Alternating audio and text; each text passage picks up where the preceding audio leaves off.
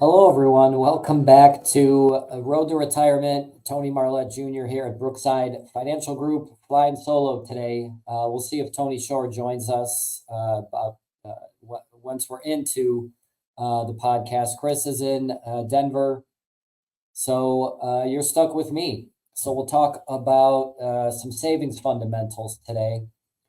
But before we get into that, obviously, big news yesterday, big financial news yesterday was the Fed rate cut, which was largely anticipated being some sort of cut. We've been talking about it for a while, but the cut was actually larger, I think, than a lot of people initially expected. So we got a 50 basis point cut, or a 0.5%, as opposed to a 0.25% or 25 basis points, which is what a lot of people were thinking would happen. Some of the reasons that I think this was surprising was, the economy for a long time was on fire, which is part of what led to inflation. So they saw these inflation numbers starting to normalize, and jobs reports looked good. I think I was surprised because they did it so aggressively. That you can always cut more rather than go more aggressive at the beginning like they did, say cutting 50 basis points.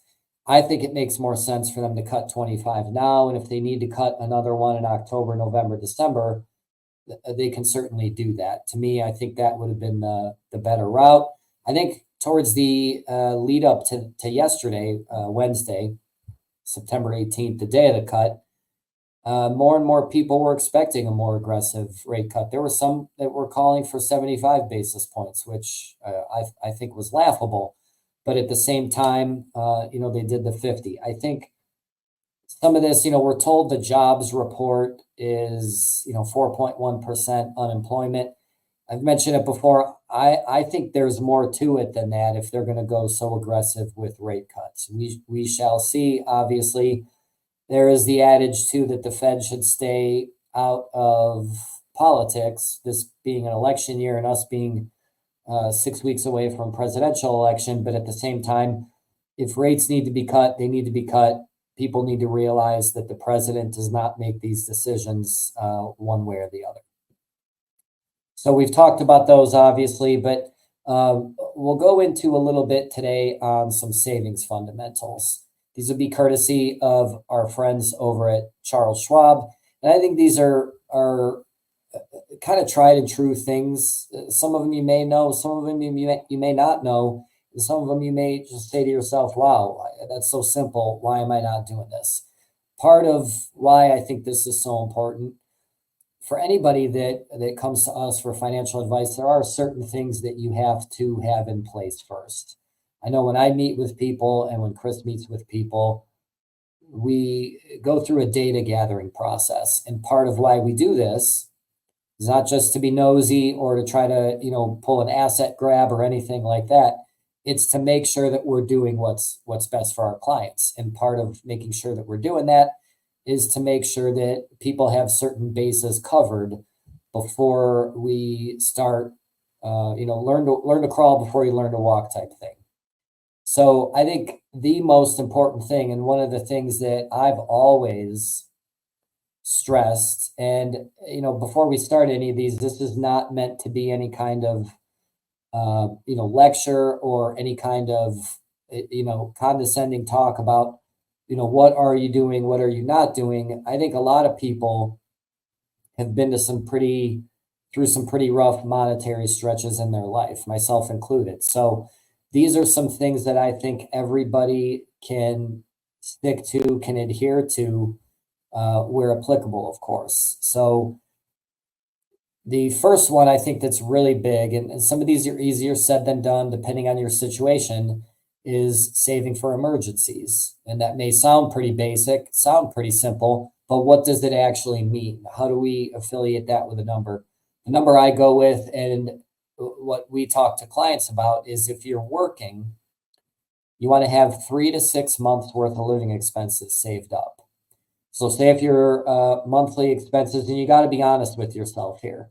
So this might take, doing a budget or, putting something down on paper or Excel, doing a calculation and saying, okay, this is honestly what I'm spending every month.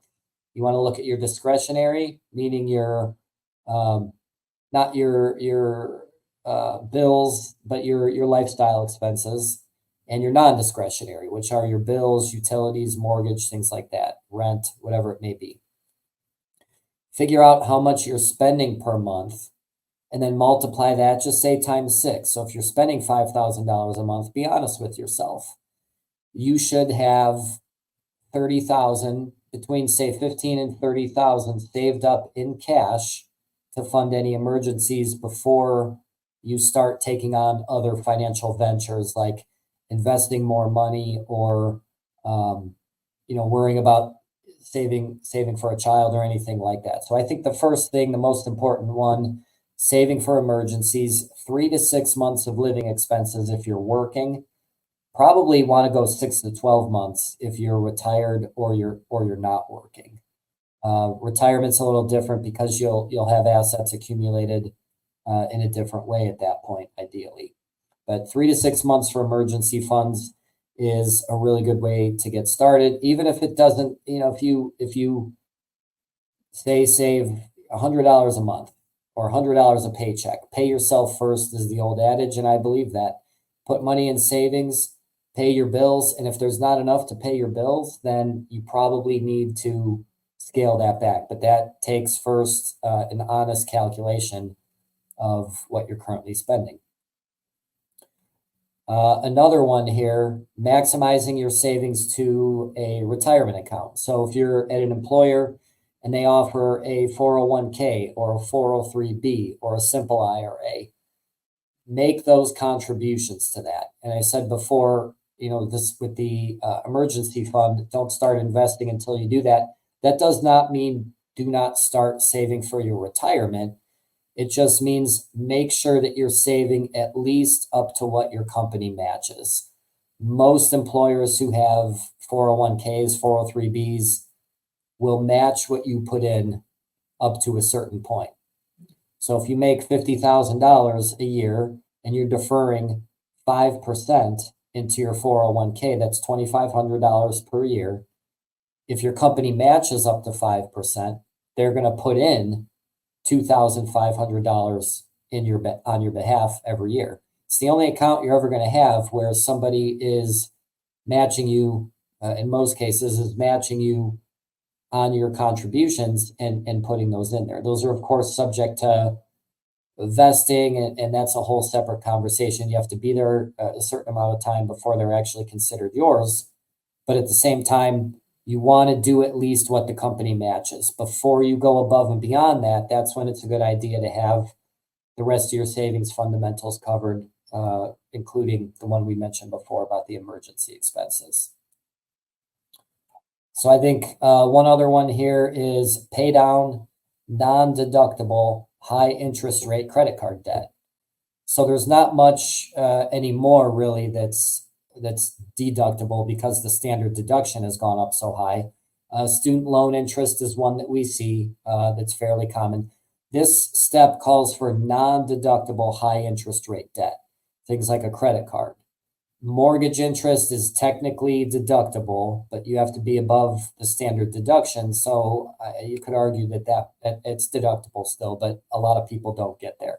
The point is, pay down that non-deductible high interest rate debt like a credit card or a car loan. It's not to say pay it all off in one fell swoop before you do anything else, but put an effective plan together to get out of that debt. Quit paying the credit card companies so much money.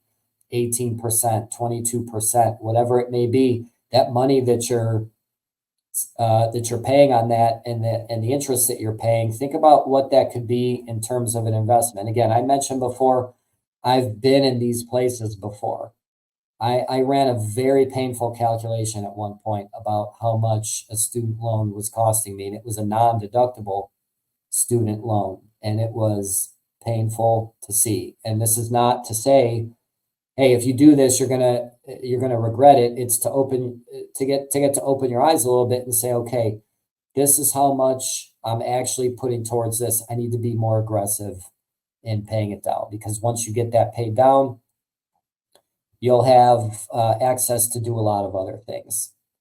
Some of the, I think those are really the top three. That would be emergency funds, pay down non-deductible high interest rate debt, and then maximize your savings towards a retirement plan. If you don't have one at work, you can start an IRA anywhere, a bank, financial institution, and you don't have to invest the money right away. Getting the money in there is the most important thing. If you're doing a traditional IRA, you're going to see the benefits of tax deferral. And if you're doing a Roth IRA, which is pretty advantageous in most cases, if you're able to do so, play by the rules, and you won't pay a penny in taxes on the earnings over your lifetime. So some of the other ones that may not be as important here: pay down other debt, meaning deductible debt. Maybe make an extra, if you get into a better situation, make an extra mortgage payment or add a couple $100 onto your mortgage payment to get interest paid down quicker. You'd be surprised how paying down interest is so slow at the beginning of a mortgage. Actually, it's the opposite. You pay down interest more, your principal less. So if you add payments to that, you accelerate that process. Another one here, save for the down payment of a home if you haven't done that already. Right now, as we mentioned at the top, interest rates they're still elevated, but they just went down yesterday, 0.5 point. They're probably going to go down the way the Fed was talking, probably another 50 basis points or 0.5% at some point later on this year. This is a popular one, and I don't necessarily think it's as important as everybody else, and that would be saving for a child's education. If you have children, this could be a priority. If you don't have children and you're looking at saving for, say, a niece or a nephew, your financial situation better be phenomenal before you start saving for a kid that is not yours. And that's just an opinion. I don't know if I ever really understood this one, but I think there's people that are in a hurry to save for their kids' college, to save for a future, purchase of a vehicle or a wedding, and that's all great. But remember, those things can be financed. You can finance a college education. You can finance a car for a kid. You can't finance an emergency for yourself, and you cannot finance your own retirement. So I think these are, that one is, again, I know there's benefits of 529s that have been improved over the years, and you do get a state tax deduction with the 529s. I know us in Ohio. We're going to have Tony Shore join us. Yeah, I thought I'd hop on real quick. I didn't want you to feel lonely on the show today. You were doing a great job there, but I thought I'd jump in and just tell you. Can you hear me? All right. Do we have audio for Tony? Hang on. Microphone. Technical difficulties. Yeah, that's weird. Testing 1 2. Check 1 2. Check 1 2. Check 1 2. That's weird. Well, can you hear me? Thumbs up? Yes, I can hear you. All right. Well, that's good. So we're talking about some savings fundamentals. Live radio, right? What's better? We're talking about some savings fundamentals. So far, we went over 3 to 6 months for emergency funds as a to save for an emergency, 3 to 6 months of living expenses, pay down high deductible high interest rate non-deductible debt, maximize saving for a retirement plan, whether it's through your employer or on your own. And then pay down other debt. We talked about saving for the down payment on a house. Interest rates just went down yesterday, 50 basis points. And saving for a child's education, I think can be. People place too much priority on this. I've always said this should not be a top priority, but rather something you do when everything else is taken care of. So really our last one then becomes just keep investing. So once all these other things are taken care of or done, add to your investment account, start a non-qualified brokerage account, pad up your savings. If you want to do something in the short term, make a purchase, a car, a jet ski, a boat, whatever it may be, things like that. And then that's when I think you start some of this financial planning. Once your basic fundamentals are in place, you start that, you come see Chris, you come see me, you talk to us, you have some fundamentals in place. And it's kind of like in football. I always use the analogy, a good running game sets up the passing game. So if you have those fundamentals in place, it allows us to put together the best possible financial plan and investment scenario for you. Of course, we use a lot of our partners over at Gradient.